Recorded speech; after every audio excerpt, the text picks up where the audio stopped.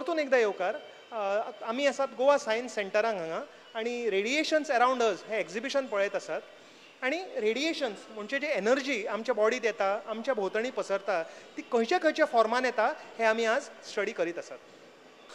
आतां light energy उपरांत आमी वचुया अनेक फॉर्म ऑफ एनर्जी कडेन, स्पेक्ट्रमाच्या अनेक बँडविड्था कडेन वचुया, जाका आमी म्हणटात अल्ट्रावायलेट रेडिएशन्स. अल्ट्रावायलेट रेडिएशन्स हो शब्द आयकतकच मातसो भंय दिसता. आमकां सदां सांगलां भुरगेपणांतल्यान गिराण पळोवं नाकात, अल्ट्रावायलेट रेस येतले तुमी कुड्डे जातले. आतां अल्ट्रावायलेट रेस कितें हें पळोवया. मातशेशे चड वेवलेंथाचे असतात ते लायटा पेक्षा आनी खूब गरम objects, the hottest objects in space in the universe, तातूंतल्यान हे अल्ट्रावायलेट रेस भायर सरतात. भरपूर अल्ट्रावायलेट रेस ऑलमोस्ट 80-85% जे आमकां प्राप्त जातात ते सनांतल्यान येतात. Like the magnetic field, there's another cosmic force that affects life on Earth in mysterious ways. It hides in broad daylight, but there's no hiding from it. Ignore it and you'll get burned, or worse.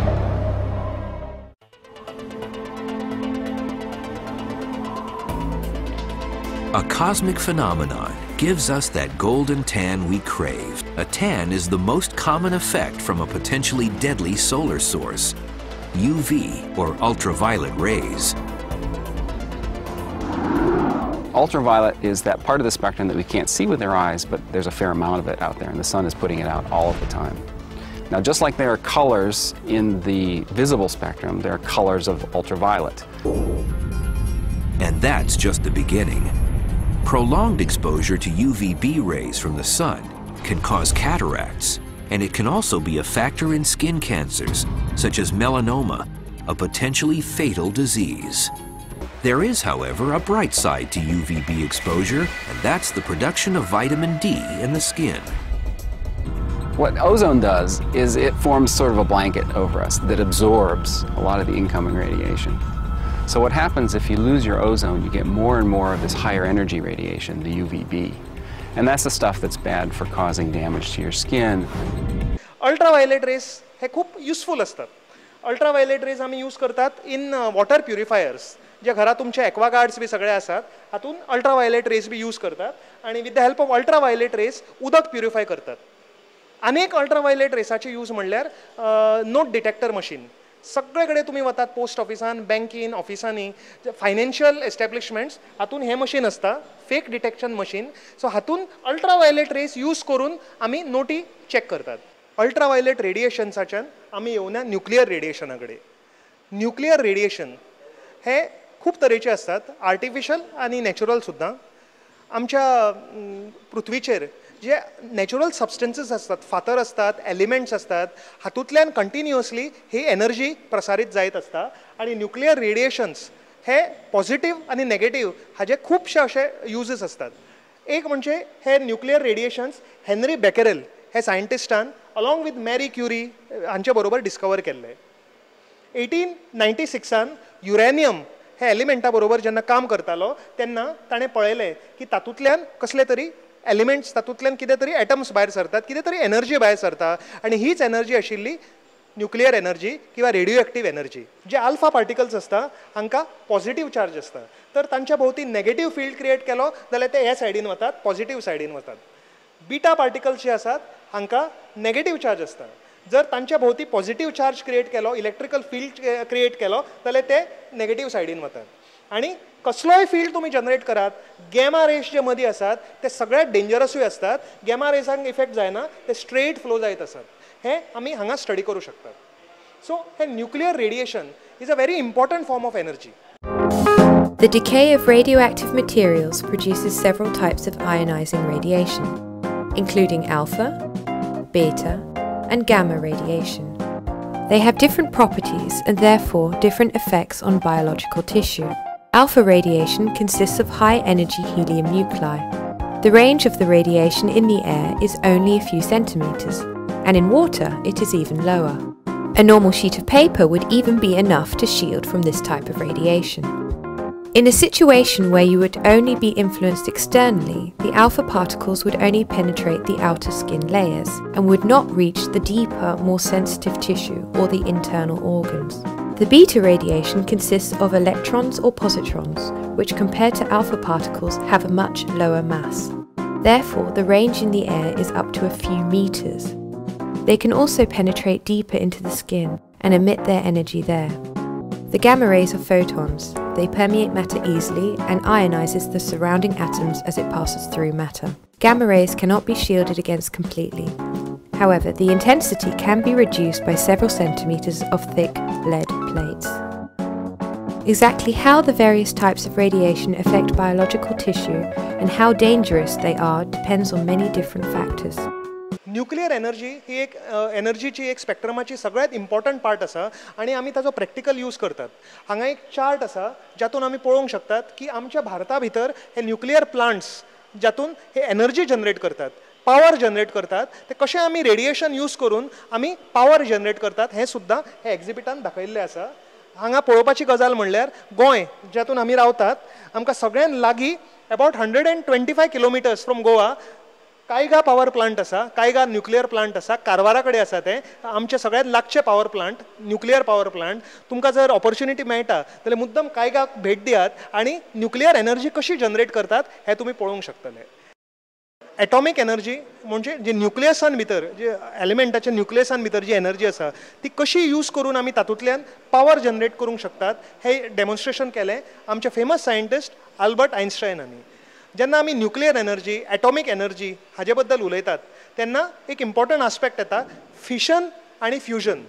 तर रुद्र हांगा exhibit पळयत आसा, fission आणि fusion हे कितें दोन reactions आसा ते आमकां एक्सप्लेन कर मातशें. फिशन जी रिएक्शन आसा तितून एक एटमांतल्यान दोन एटम तयार जाता, म्हणजे स्प्लिट जाता, एक न्यूक्लियस स्प्लिट जाता आणि दोन न्यूक्लियस तयार जाता. हय, आणि फ्युजनान दोन न्यूक्लियस एकी कडेन येता, जॉइन जाता आणि एक एटम प्रोड्यूस करता. हय, आणि आमी ही फिशन एनर्जी अर्थात यूज करतात न्ही. ह्या अशे जे रेडिओ एक्टिव्ह एलिमेंट्स असतात लायक युरेनियम, ते जेन्ना आमी स्प्लिट करता तेन्ना एनर्जी प्रोड्यूस जाता. ती एनर्जी आमी उदक उकळपाक यूज करता आणि ते त्या स्टिमांतल्यान इलेक्ट्रिसिटी प्रोड्यूस करता. एलिमेंट्साचे जी रेडिओ एक्टिविटी असता तातूंतल्यान उदक तापयतात आणि त्या एनर्जीच्यान उदक तापोवन जे हीट रिलीज जाता तातूंतल्यान इलेक्ट्रिसिटी जनरेट करतात. Very good. सो हे फूल पावर आमचे न्यूक्लियर पावर प्लांटान कशी इलेक्ट्रिसिटी जनरेट करतात हो फूल प्रोसिजर. म्हणजे पयलीं एलिमेंट्स तापयतात, तातूंतल्यान एनर्जी रिलीज जाता, त्या एनर्जींतल्यान उदक तापता आणि ज्या वाफ येता त्या वाफांतल्यान इलेक्ट्रिसिटी जनरेट जाता. हे हांगा सगळें एक्सप्लेन केल्लें आसा. रेडिएशन हे यूज करून आमी प्रॅक्टिकली ताजो वापर कसो करतात हे आनी एक सुंदर एक्झिबीट आसा. I think radio active dating हाजेर हें आसा. तो रेडिओ एक्टिव्ह डेटिंग हे अगेन रुद्र मातशें म्हाका डिफिकल्ट आसा हो कन्सेप्ट, म्हाका सुद्दां समजना. सो रेडिओ एक्टिव्ह डेटिंग म्हणजे कितें एक्झॅक्टली, सो आमकां मातशें एक्सप्लेन कर. ओके.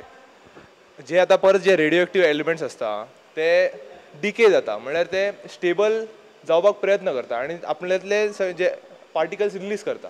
ओके, आणि ते डिके जाता, त्यांची अशें लायफ आसता. आतां जो कार्बन 14 एलिमेंट आसा तो डिके जायत वयता आणि जो जेन्ना तो हाफ रिड्यूस जाता तेका आमी हाफ लायफ अशें म्हणटा. तेच्या मागीर तो डेट जायत वयता. आतां सायंटिस्टांक खबर आसा की कितले वर्सां लागतली एका एलिमेंटाक डिके जावपाक, आणि तांकां खबर आसा की इतल्या वर्सान तो कितलो डिके जातलो, म्हणून ते एक्चुअली कॅल्क्युलेट करता की एक पार्टिकल कितलो डिके जाला आणि मागीर ते तेज्यातल्यान कॅल्क्युलेट करता की तो ऑब्जेक्ट कितल्या वर्सां पयलींचो आसतलो. सो डेटिंग करपाक आमचे पास्ट डेटिंग करपाक आमी रेडिओ कार्बन डेटिंग यूज करतात. सो रुद्र म्हाका अशेंच म्हणचें पडटलें की हिस्ट्री जी भुरग्यांक बोरिंग दिसता, हिस्ट्रीन सुद्दां सायन्स आसा की आमी हिस्ट्रीन पास्ट कशें सोदूंक शाडूंक शकतात with the help of radio carbon dating. Okay, आणि हांगा हे कितें दवरलेलें आसा, वॉट इज दिस?